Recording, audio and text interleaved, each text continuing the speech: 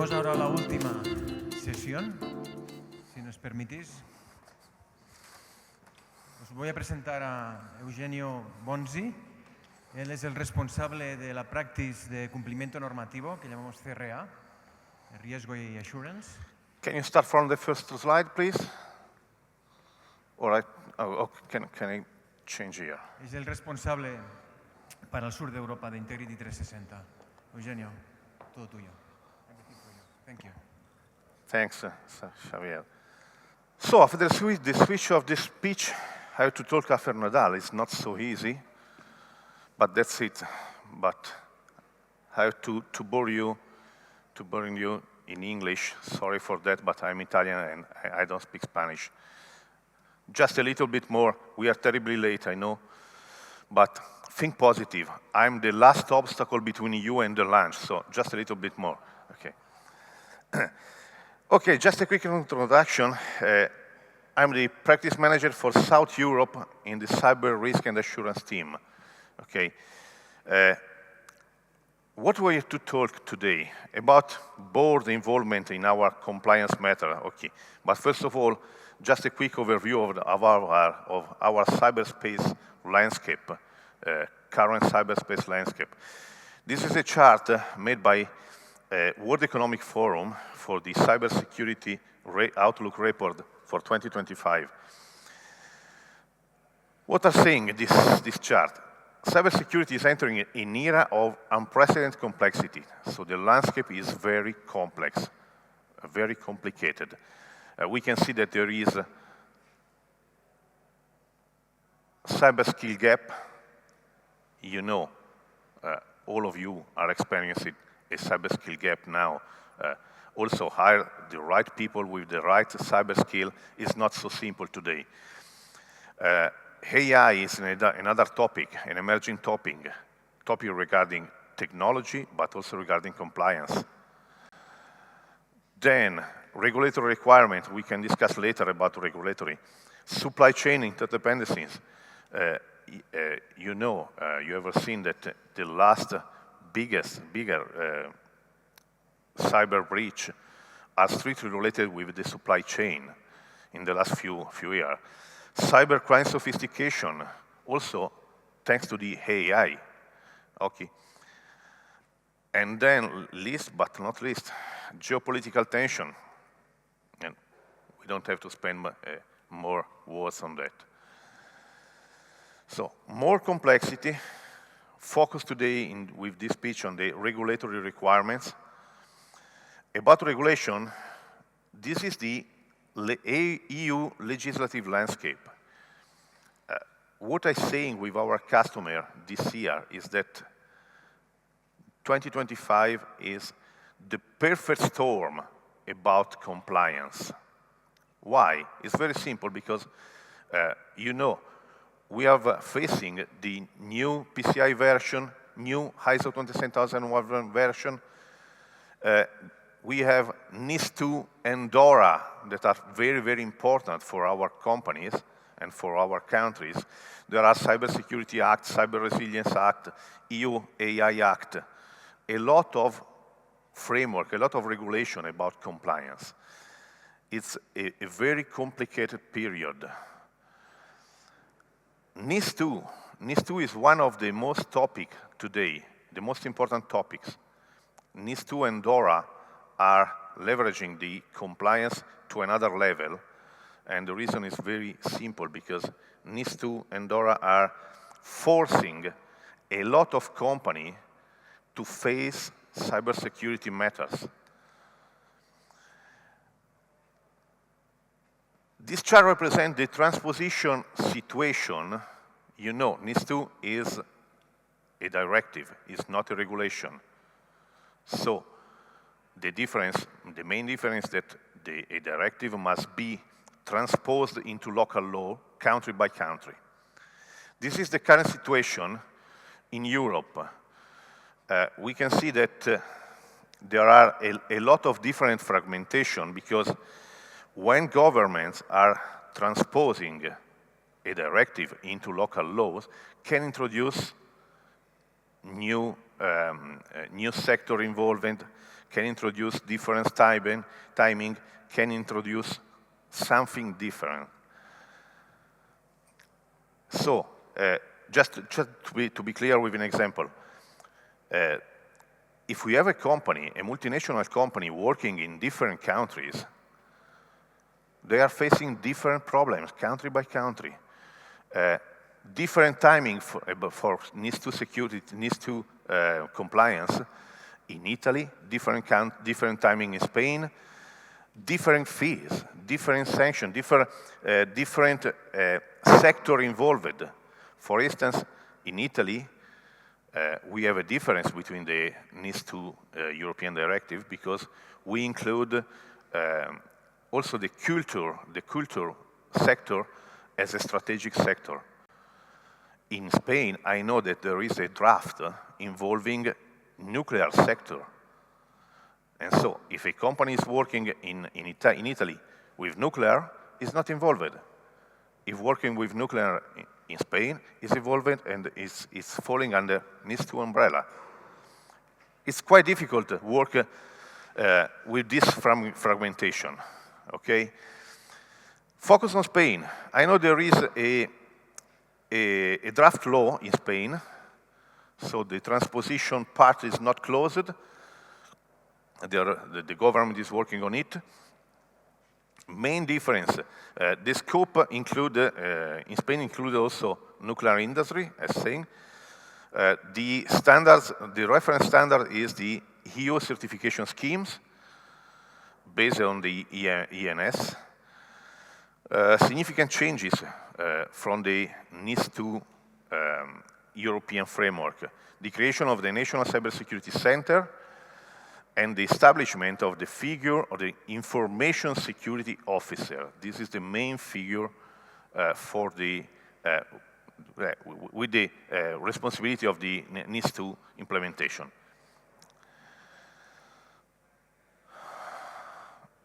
Then, about the role of the board, this is the main topic of our speech. In the past, we have often seen that the board is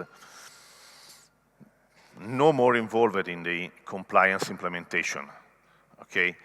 And typically, often we have seen that many companies have a compliance framework implemented just for a show with the auditors and nothing else, without a real implementation on the field, okay?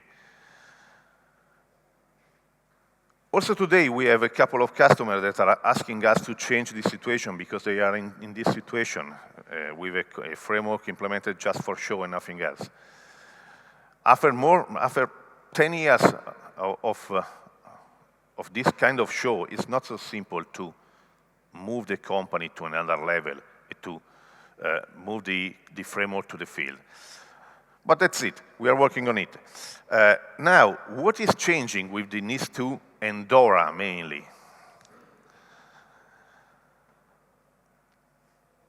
The landscape is changing for board members and the risk is increasing. Why?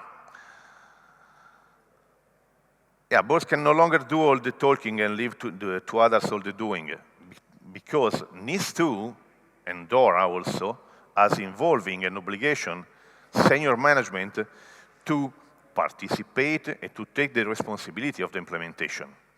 NIS2, particularly, introduced 3 main obligations for board members. The first is regard the responsibility. They have to approve cybersecurity risk management process. The second is that they have to oversee the implementation. Typically, what happens in the past? What happened in the past?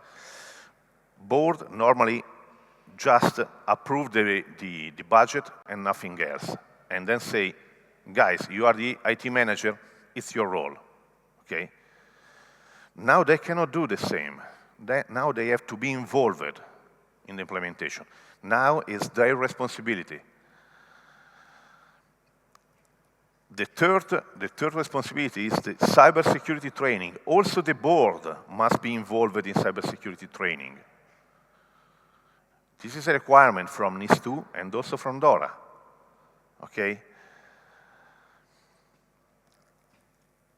The challenge, we have to know the challenge we face.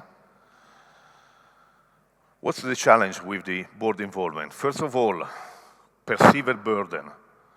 So, typically, a manager say, when there is a compliance matter, a manager say that it's another load on the management and on the team. Yeah, compliance is another load. Yes, you're right, but it's a requirement. Okay, we cannot avoid compliance now. It's mandatory. Lack of awareness. Typically, the high level in our company, the high level manager in our company, don't understand the, how can I say in English, the real problem, the real skills relating to cybersecurity matters and to compliance matters, okay? Limited understanding about the roles and responsibilities. Normally, talking about compliance, we have also to help our company in defining roles and responsibility. Who have to take decision, when, how, and so on. What else? Competing priorities. It's quite normal when we are asking resources for compliance, or we are asking to follow and to implement a compliance project, the answer from our managers is always the same. We have other priorities. I have a discussion a few weeks ago with one of our customers because their CEO says that NIS2 is not a priority for them. NIS2 could be implemented next year. No, I say no simply because you are in the perimeter, you are in the scope of NIS2, and NIS2 is mandatory this year, not next year. We cannot delay compliance. Compliance is also a cost, I know, but there is a but. It's not just a cost. We have to understand that we have to link compliance with business. In the next slide, we can discuss about this. Last thing, regulation and legislation. A lot of things to do, a lot of regulation to satisfy. Yes, this year it's incredible, but we have to do this.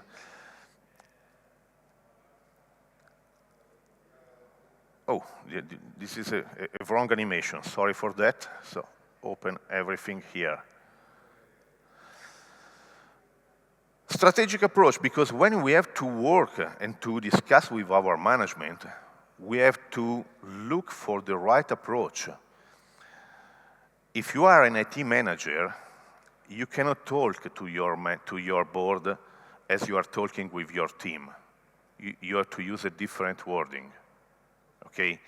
So, approaching the managers you want, shift into advocates, and determine what's in it for them, and tie your request to the matrix in their head. I remember an exercise that was normally used during ISO training years ago, and the exercise said, you are entering the company in the morning, early in the morning, and you met your CEO in the elevator. You have just 15 seconds, the elevator trip, to convince your CEO about the importance of compliance framework. How can you say to your CEO in 15 seconds? It's not so simple. Any impression? Any suggestion? 15 seconds, and we have to convince our CEO. Penalties? Quite good. Any other impression? It's very simple, guys. Money.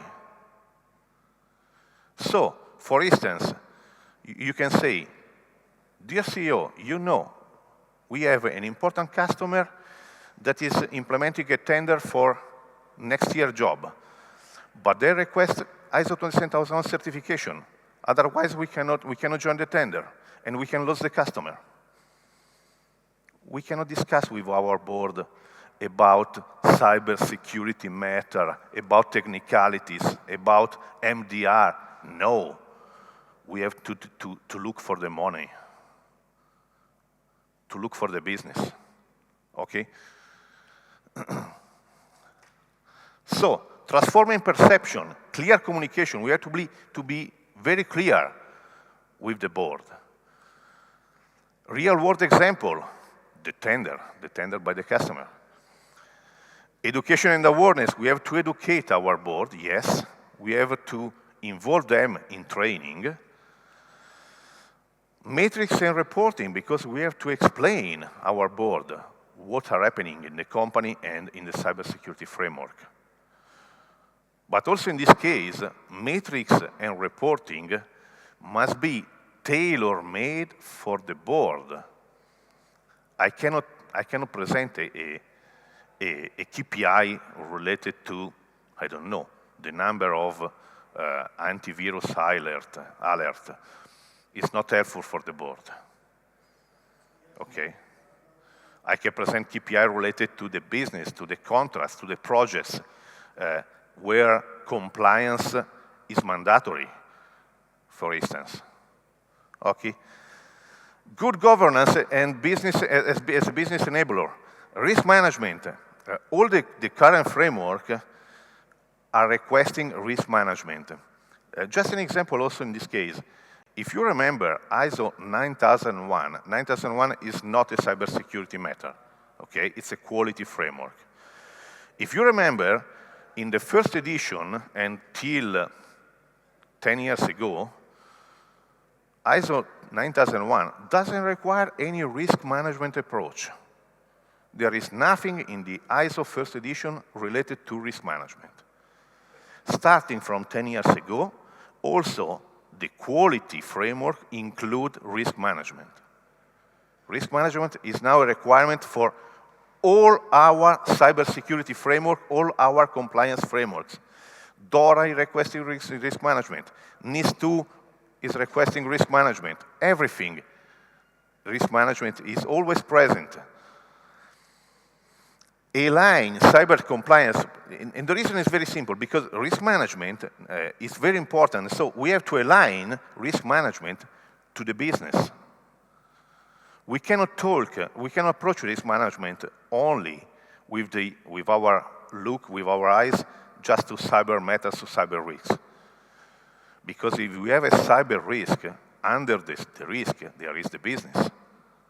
Okay, so we have to link the risk management process with the business. And now we can make a competitive advantage, we can take a competitive advantage from the compliance. And compliance can be an innovation catalyst. In this way, we can secure the executive buy-in, engage early and often our manager.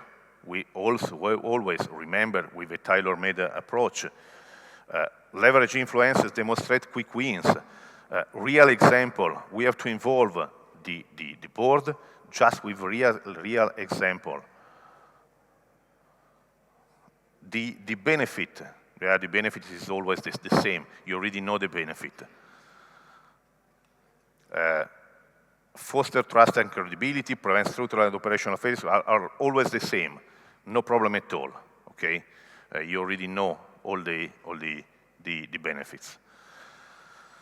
Probably, I missed a slide. I don't know why I missed a slide, but no problem. This is just the last one.